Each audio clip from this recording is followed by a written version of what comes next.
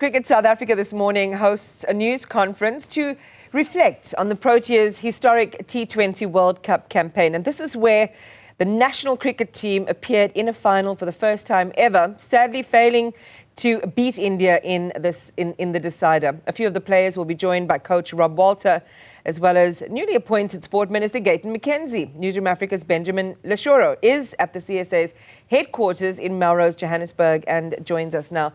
Benjamin, good morning. Still, a great deal of expectation on the pitch and still today.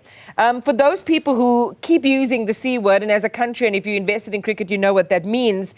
By all accounts, and some of the analysts are saying it is lazy and reductive to do that because winning was always a strong possibility for South Africa. What India did was simply take back control. Are we likely to hear those themes come up in this news conference today? Yeah, good morning, Iman, and to the viewers. You just put it as best as can be put.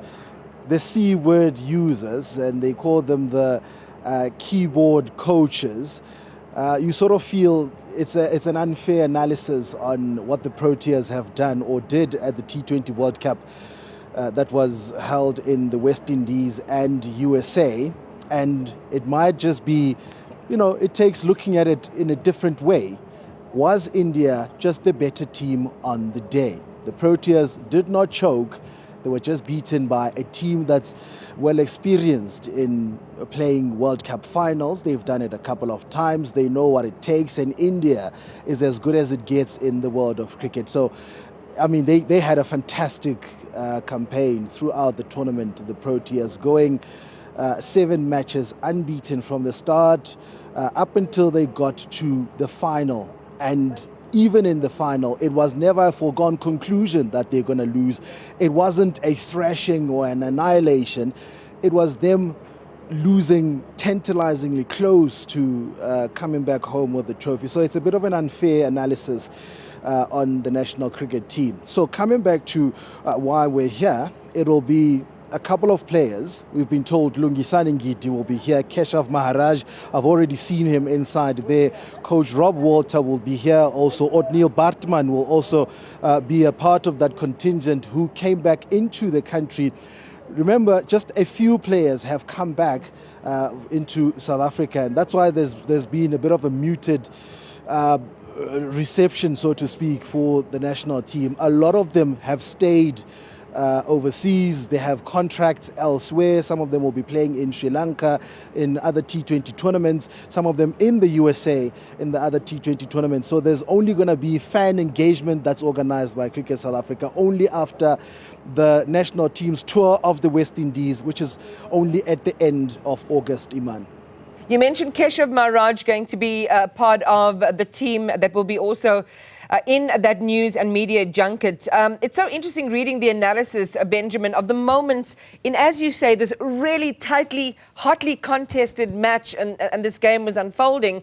There were certain points where things and the tide began to turn, and it was Keshav Maharaj that was on the receiving end of that moment when Jasprit Bumrah ran in to deliver the final ball of the 18th over during that run chase, that things began to turn for the worse. It'll be interesting to talk to him about his temperament in that moment, in what was already such a pressure cooker of a game.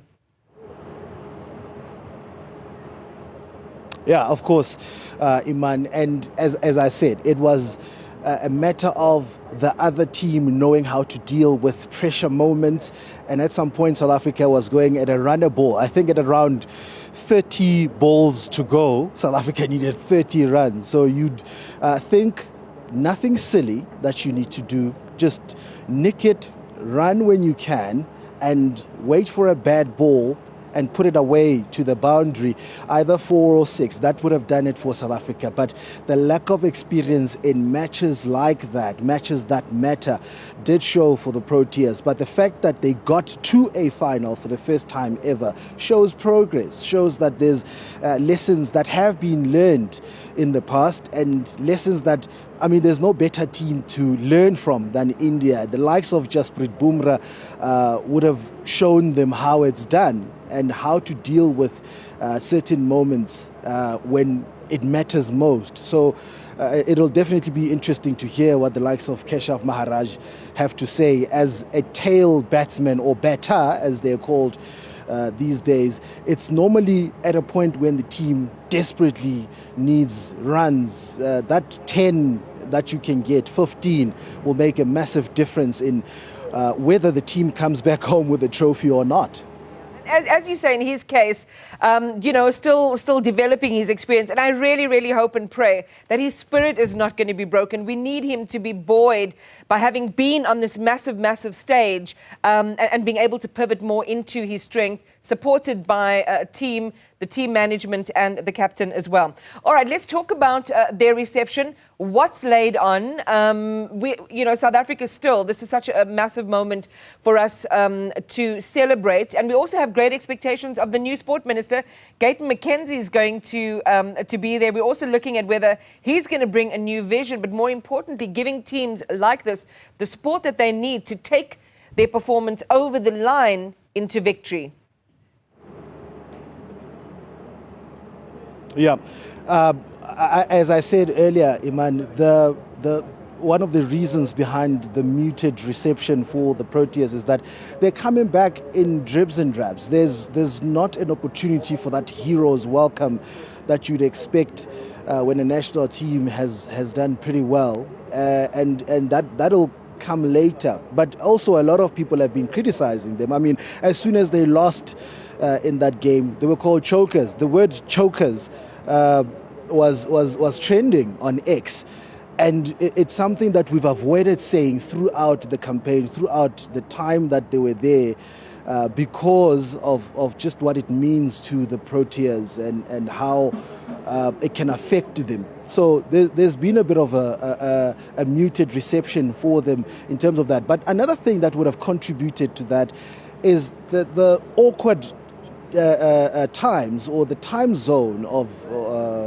the host countries of those matches, or of the World Cup, because a lot of the matches were played in the AMs. You have the Proteas starting their match at 2 a.m. and only in the final a lot of people would have been aware that the Proteas are even playing, because it was at 4 p.m. So it's one of the factors that might have contributed to not receiving the hero's welcome that you'd expect for a national team. Coming to the minister, he's going to have a lot of things to deal with, obviously. The newly minted Sports Minister Gayton McKenzie, he's expected to also arrive here. And one of the issues that he'll be expected to tackle is Cricket South Africa has also been one of the federations that have struggled with meeting their transformation targets. We know that.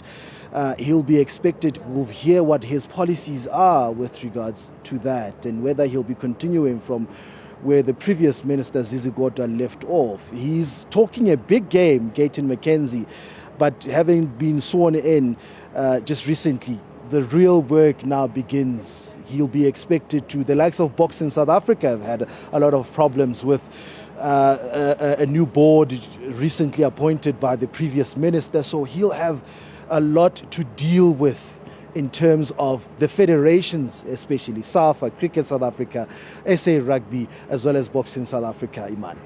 Benjamin Leshoro, thank you very much.